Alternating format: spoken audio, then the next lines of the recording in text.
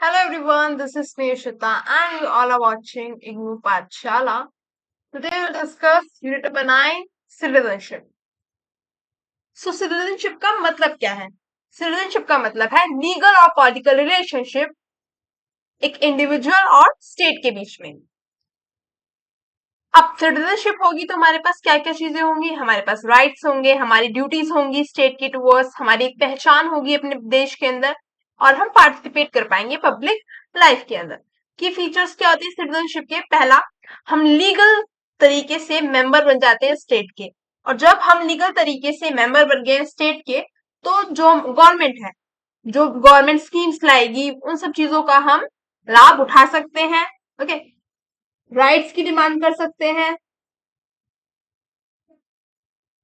Next, enjoyment of civil political social rights. जो भी rights हमारी स्टेट ग्रांट करती है, जैसे इंडिया में फंडामेंटल राइट्स हैं, इक्वालिटी का कॉन्सेप्ट है, जस्टिस का कॉन्सेप्ट है, तो ये सारी चीजें हम अवेल कर सकते हैं, इन सारे राइट्स को हम एंजॉय कर सकते हैं। नेक्स्ट पॉइंट इज हमारी कुछ ड्यूटीज होती है टुवर्ड्स आवर नेशन, जैसे कि अपने देश के झंडे को रिस्पेक्ट करना, आसपास कूड़ा कचरा ना फैलाना, है ना, सोसाइटी में पीसफुल वे में रहना।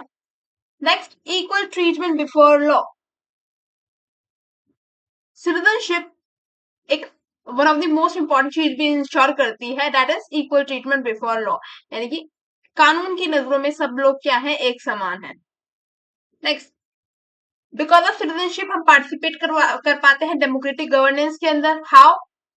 हम वोट कर पाते हैं जो हमारे पास सिटीजनशिप होती है। अगर हम किसी दूसरे देश के नागरिक हैं तो हम, अगर कहीं और हम रह रहे हैं तो वहां पे हम, वो हमारे पास जो डेमोक्रेटिक राइट्स है वो नहीं आते हैं।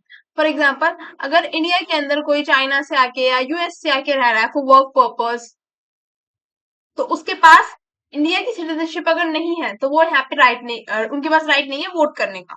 तो इस तरीके से वो डेमोक्रेटिक गवर्नेंस के अंदर पार्टिसिपेट नहीं कर पाते। अब एक और हम देख लेते हैं छोटी सी डेफिनेशन। सिटीजनशिप का मतलब क्या है? Both status and practice. Status का मतलब क्या है कि सिटीजनशिप इंश्योर करती है कि हम इस देश के क्या है, नागरिक हैं। एंड प्रैक्टिस का मतलब क्या है? Actively participating society. सिटीजनशिप हमें एक मीन्स प्रोवाइड करती है जिससे हम सोसाइटी के अंदर एक्टिवली पार्टिसिपेट कर सकते हैं, चाहे वो पॉलिटिकल स्पेयर हो, इकोनॉमिक हो, सोशल स्पेयर। नेक्स्ट हम देखेंगे इवोल्यूशन ऑफ सिटीजनशिप। ये कॉन्सेप्ट कहाँ से आया सिटीजनशिप का और कैसे ये टाइम टू टाइम इवॉल्व हुआ है। तो पहला, एंशिएंट ग्रीस। कहाँ से आया ये कॉन्सेप्ट? एंशिएंट ग्रीस से, जहां पर पुराने टाइम पीरियड में सिर्फ मेल्स तक सिटीजनशिप एग्जिस्ट करती थी, खाली मेल्स को ही अधिकार था पॉलिटिकल लाइफ में पार्टिसिपेट करने का। वुमेन, स्लेव, फॉरनर, इन सबको सिटीजनशिप से एक्सक्लूड रखा गया। Next, Roman citizenship. Roman citizenship ने अब ग्रीक सिटीजनशिप को और इलेबोरेट किया, एड ऑन किया उसमें एलिमेंट। पहला एलिमेंट था लीगल स्टेटस, इसको क्या बनाया? लीगल स्टेटस बनाया।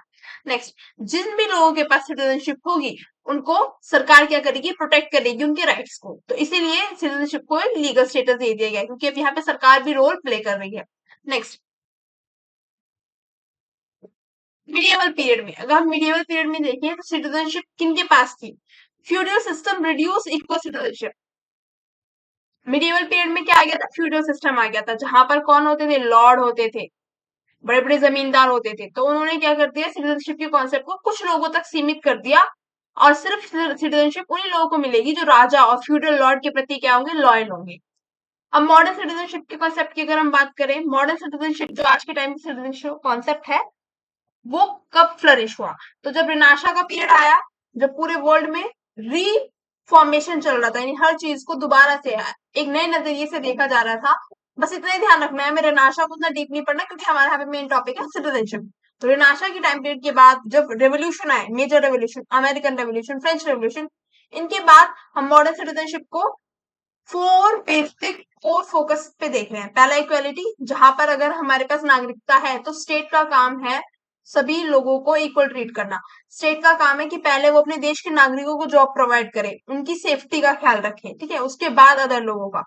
नेक्स्ट, लिबर्टी प्रोवाइड करना, यूनिवर्सल राइट्स प्रोवाइड करना, और डेमोक्रेसी में पार्टिसिपेट कर पाना। हम क्यों कर पाते हैं? Because of citizenship. T H Marshall बहुत ज्यादा इंपॉर्टेंट रोल प्ले करते हैं सिटीजनशिप के अंदर, जिन्होंने थ्योरी भी दी सिटीजनशिप की। तो ब्रिटिश सोशोलॉजिस्ट टीएच मार्शल ने सिटीजनशिप को 3 स्टेजेस में डिवाइड किया। पहला सिविल राइट। अब इन सिविल राइट को प्रोटेक्ट करना किसका काम है? सरकार का काम है। कौन कौन से होते हैं सिविल राइट? बोलने की आजादी, अपने रिलीजन, अपने धर्म को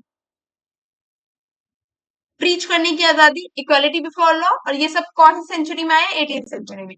पॉलिटिकल राइट कौन कौन से होते हैं? वोट करने का अधिकार, इलेक्शन में खुद लड़ सकते हैं इस चीज का अधिकार, अपनी पार्टी बनाने का अधिकार। तो ये सब क्या पॉलिटिकल राइट्स है। सोशल राइट, एजुकेशन का अधिकार, हेल्थ, नेसेसरी हेल्थ एलिमेंट्स है वो सरकार मुहैया कराए, एम्प्लॉयमेंट सरकार दे, वेलफेयर करे लोगों का। ये सब राइट्स है 20th सेंचुरी के टाइम पे। तो 3 स्टेजेस में टीएच मार्शल ने क्या किया है? राइट्स को क्या किया है? डिवाइड किया है। ठीक है, और इनको प्रोटेक्ट करना किसका काम है? सरकार का काम है। अब इंपॉर्टेंस क्या है? टीएच मार्शल ने जो सिटीजनशिप को 3 फेजेस में डिवाइड किया है, इसकी इंपॉर्टेंस क्या है? पहला, इसमें हम देखते हैं कि कैसे पहले सरकार सिविल राइट्स पे फोकस कर रही थी, फिर धीरे धीरे उन्होंने क्या किया है? अपना जो फोकस है उसको एक्सपेंड किया है, सिविल से political, social right. 18th century में सिर्फ सिविल राइट की बात करिए, फिर 19 में पॉलिटिकल की, 20 में सोशल राइट्स की। तो एक्सपेंशन हम देख रहे हैं। नेक्स्ट हम देख रहे हैं कि कैसे सरकार डेमोक्रेसी को वेलफेयर स्टेट से कनेक्ट कर रही है। क्रिटिसिज्म क्या है? इसकी खामियां क्या है? पहला, जेंडर इनइक्वालिटी को ये क्या करते हैं? इग्नोर करते हैं। फीमेल की कहीं पे बात की नहीं हुई है। ठीक है, next, does not consider colonial society. अब यहाँ पे टीएच मार्शल ने जो कॉलोनियल सोसाइटीज है, जहां पर किसी रिच देश ने किसी कमजोर देश को कॉलोनी बनाया हुआ है, इन देश में जो सिटीजनशिप का कॉन्सेप्ट है, इसको टीएच मार्शल ने इग्नोर कर दिया है। Next, assume equal access to right. अब हमें पता है कि सोसाइटी के अंदर बहुत सारा क्या है? इनइक्वालिटी है। बहुत सारी क्या है? इनइक्वालिटी है। तो इस इनइक्वालिटी को टीएच मार्शल ने कंप्लीटली इग्नोर कर दिया। उन्होंने एज्यूम किया कि सोसाइटी क्या है? इक्वल है, जहां पे सभी लोगों के पास इक्वल राइट है। हालांकि ऐसा नहीं होता है। हम एजुकेशन, अगर जो बेसिक राइट है सबका, अगर हम एजुकेशन के टर्म में भी देखिए तो कितने सारे लोग ऐसे हैं जो एलिमेंट्री एजुकेशन ही कंप्लीट नहीं कर पाते हैं, है ना। हायर एजुकेशन तो छोड़ो। अब डिफरेंट थ्योरी हम देखेंगे। तो पहली थ्योरी है हमारी liberal theory of citizenship. Main thinker कौन कौन है? जॉन लॉक, जेएस मिल, टीएच मार्शल। अब इनका मेन आइडिया क्या है? तो लिबरल थ्योरी हमेशा राइट्स के ऊपर फोकस करती है। मेन आइडिया क्या है यहाँ पे? कि हर एक नागरिक के राइट्स सुप्रीम है, और इन राइट्स को प्रोटेक्ट करना किसका काम है? गवर्नमेंट का काम है। अब गवर्नमेंट इन राइट्स को कैसे प्रोटेक्ट करेगी? जब हमारे पास कुछ रूल ऑफ लॉ होगा। रूल ऑफ लॉ जैसे कि इंडिया में क्या है? कॉन्स्टिट्यूशन है। ठीक है, इक्वालिटी बिफोर लॉ, कॉन्स्टिट्यूशन के अनुसार, और जो हमारी स्टेट है, कानून की नजरों में क्या है? सब के सब इक्वल है। जो भी नागरिक है इस देश के, सभी लोग क्या है? इक्वल है। किसी भी टर्म भेदभाव, किसी भी टर्म्स में डिस्क्रिमिनेशन नहीं है। नेक्स्ट, लिमिटेड गवर्नमेंट की बात की है कि जहां पे गवर्नमेंट सिर्फ राइट्स प्रोटेक्शन पे ध्यान दे, लोगों की जिंदगी को कंट्रोल ना करे। Last is freedom of expression, लोगों को अपने पॉइंट ऑफ व्यू व्यक्त करने की आजादी हो। लास्ट इज प्राइवेट प्रॉपर्टी, हर एक इंसान जो है अपनी प्राइवेट प्रॉपर्टी होल्ड कर सकता है। प्राइवेट प्रॉपर्टी का मतलब क्या है? जैसे कि अगर आज ये 50 गज का प्लॉट है, तो अगर ये मेरे नाम पे है तो ये क्या? प्राइवेट प्रॉपर्टी है मेरी। इसमें सरकार इसमें कुछ नहीं कर सकती। ये मेरा प्लॉट है, तो इस पे जो भी अधिकार है, जो भी है, वो मेरा है। ओके, नेक्स्ट, स्ट्रेंथ क्या थी इसकी? प्रोटेक्ट लिबर्टी, लोगों की फ्रीडम को प्रोटेक्ट करना काम किसका है? स्टेट का। ये बात की गई इसमें। डेमोक्रेसी को एनकरेज किया गया, as well as legal equality की बात की गई कि सभी लोगों को इक्वल ट्रीटमेंट मिले। क्रिटिसिज्म क्या है? बहुत ज्यादा इंडिविजुअल लेवल पे फोकस है, सोसाइटी के वेलफेयर पे फोकस ना होके इंडिविजुअल फ्रीडम की ज्यादा बात की गई है इस थ्योरी के अंदर। तो ये क्या है? इसका नेगेटिव पॉइंट है। इकोनॉमिक इनइक्वालिटी को इग्नोर किया है कि कैसे एक सोसाइटी के अंदर हर एक व्यक्ति समान नहीं है ना। कोई अमीर है, कोई गरीब है। नेक्स्ट थ्योरी हमारी रिपब्लिकन थ्योरी ऑफ सिटीजनशिप, जिसके मेन थिंकर कौन है? Aristotle, Rousseau, Machiavelli. अब इनका मेन आइडिया क्या है? Active participation in politics. तो इन्होंने बात की है कि लोगों को एक्टिवली पार्टिसिपेट होना चाहिए किसके अंदर? पॉलिटिक्स के अंदर। कैसे पार्टिसिपेट करेंगे? थ्रू वोटिंग, कि अपना प्रतिनिधि खुद चुने। ठीक है, अगर सरकार कुछ गलत काम करी तो उसके खिलाफ आवाज उठाएं। नेक्स्ट, सिविक ड्यूटी, हर एक इंडिविजुअल की अपने देश के प्रति जो ड्यूटी होती है वो उसको निभाएं। नेक्स्ट, पब्लिक इंटरेस्ट अब प्राइवेट इंटरेस्ट, इन्होंने पब्लिक इंटरेस्ट की बात की है, यानी कि कॉमन वेलफेयर की बात की, ज्यादा से ज्यादा लोगों का वेलफेयर हो। इस टाइप की पॉलिसी लॉ मेकिंग जो सरकार को करनी चाहिए। Next, last point is good citizen strengthen democracy, यानी कि जितना अच्छा एक देश का नागरिक होगा, जितने ज्यादा वो अपने देश के प्रति रिस्पॉन्सिबल होंगे, उतना ज्यादा डेमोक्रेसी क्या होगी, स्ट्रेंथन होगी। अब इसकी प्लस पॉइंट्स क्या है? रिस्पॉन्सिबल नागरिक बनाती है ये थ्योरी। रिस्पॉन्सिबल सिटीजनशिप की बात करती है कि जहां पे नागरिक जो है अपने देश की तरफ क्या हो, रिस्पॉन्सिबल हो। पॉलिटिकल पार्टिसिपेशन को इंकरेज करती है। क्रिटिसिज्म क्या है? Can burden citizen with excessive duty. हमने देखा कि कैसे रिपब्लिकन थ्योरी ज्यादातर बात कर रही है कि लोगों की रिस्पॉन्सिबिलिटी है अपने देश की तरफ, तो इसीलिए हो सकता है सिटीजन अपने आप को बर्डन फील करने लगे। Next point is individual freedom को निग्लेक्ट करती है, क्योंकि यहाँ पे हम बात कर रहे हैं सोशल वेलफेयर की, ज्यादा से ज्यादा लोगों का विकास हो सके। Next, feminist theory of citizenship. तो फेमिनिस्ट जो थे उन्होंने क्रिटिसाइज किया है टी.एच. मार्शल की जो सिटीजनशिप की थ्योरी है। उन्होंने बोला है कि सिटीजनशिप ने ट्रेडिशनली, अगर हम बात करें पुराने टाइम से, जिस टाइम पे ग्रीस में इसका क्या हुआ था, ऑरिजिन था, तो वहां से हम देखते आ रहे हैं कि कैसे सिटीजनशिप का कॉन्सेप्ट भी मेन सेंट्रिक है, जहां पे सिर्फ स्टार्टिंग में मेंस के पास अधिकार था सिटीजनशिप को ऑन करने का, वुमेन्स को कंसिडर ही नहीं किया जाता था। Next, divided public and private spare.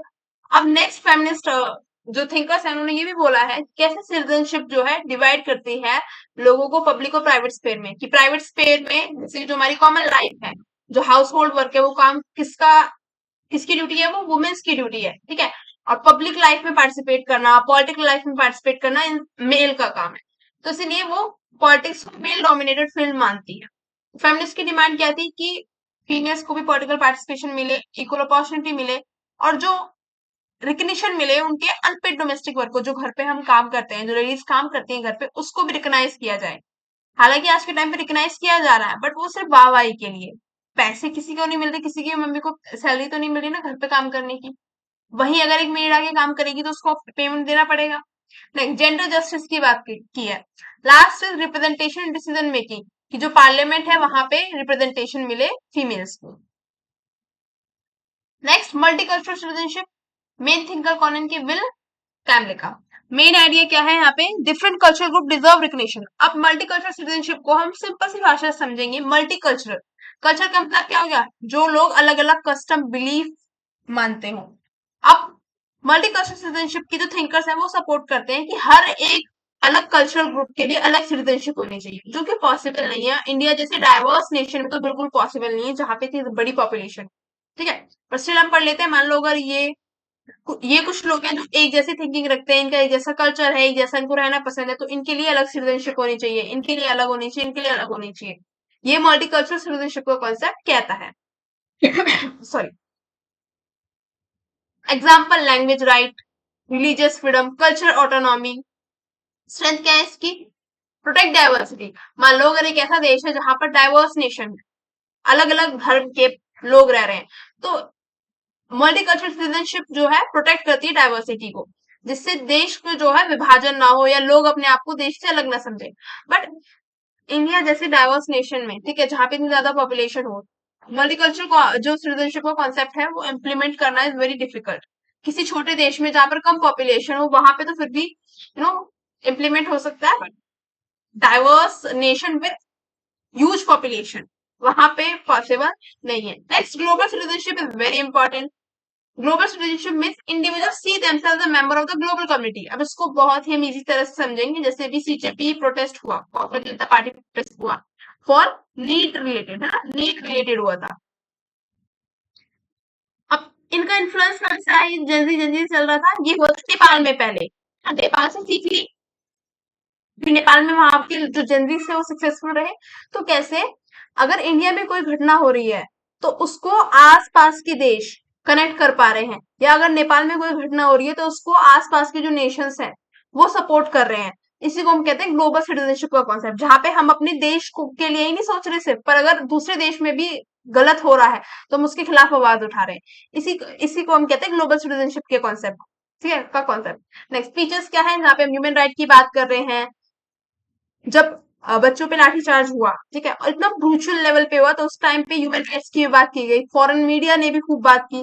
Next, environmental protection, peace, global cooperation और सस्टेनेबल डेवलपमेंट, सतत विकास। तो ये सारे कॉन्सेप्ट हैं ग्लोबल सिटीजनशिप की, ठीक है, सॉरी, इन सारे कॉन्सेप्ट की हम बात करते हैं ग्लोबल सिटीजनशिप के अंदर। ओके, इंपॉर्टेंस क्या है, अब क्यों इतनी ज्यादा फेमस है ग्लोबल सिटीजनशिप का कॉन्सेप्ट और इफेक्टिव भी है। तो जो ग्लोबल इश्यूज हैं, जो सिर्फ किसी एक देश के नहीं है, सभी देशों का उसमें योगदान है या सभी देशों को इम्पैक्ट कर रहे हैं, तो इन ग्लोबल इश्यूज को सॉल्व करने में ग्लोबल सिटीजनशिप का कॉन्सेप्ट बहुत ज्यादा हेल्प करता है। जैसे कि क्लाइमेट चेंज, अब हमने देखा कि कैसे फॉरेन देशों में भी इतनी ज्यादा गर्मी पड़ रही है ड्यू टू ग्लोबल वार्मिंग, तो उसको कैसे टैकल किया जाए, तो इसको कैसे टैकल किया जाएगा, जब सभी देश सामने आएंगे, रूल बनेंगे, रेगुलेशंस बनेंगे, तो ग्लोबल सिटीजनशिप ग्लोबल इश्यूज को टैकल करने में हेल्प करती है। Next is right and duty of citizenship.